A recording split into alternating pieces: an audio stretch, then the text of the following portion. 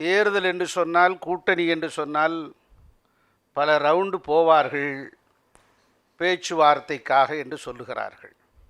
அது மாத்திரமல்ல, வாக்குப்பதிவு முடிந்துவிட்ட பிறகு வாக்கு எண்ணிக்கையின் போதும் பல ரவுண்டுகள் நடக்கும். ஆனால் முடிந்த தீபாவளியில் 800 கோடி ரூபாய் பல ரவுண்டுகளை டாஸ்மாக் பெற்றிருக்கிறது. இப்படிப்பட்ட சூழ்நிலைகள்தான் இந்த வானிலைக்காக நாம் சேர்ந்திருக்கிறோம். அதாவது இந்த வானிலை என்பது மாறிக்கொண்டே இருப்பது. அதுக்கு பெயர்தான் காலம், பருவகாலம். அப்படித்தான் கூட்டணியும் மாறிக்கொண்டே இருப்பது.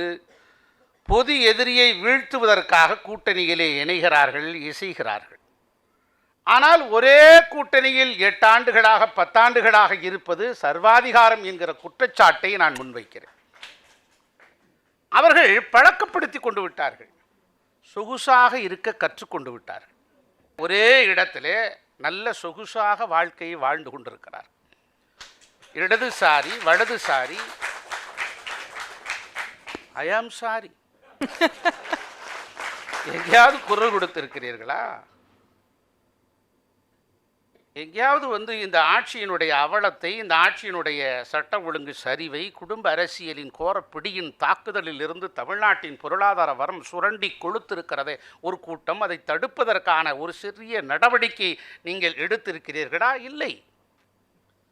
மிகுந்த வருத்தத்தோடு குறிப்பிடுகிறேன் கம்யூனிஸ்ட் தோழர்களே, தகரம் கண்டுபிடிப்பதற்கு முன்பே உண்டியலை கண்டுபிடித்தவர்கள் கம்யூனிஸ்ட் என்றெல்லாம் சொல்லுவார்கள்.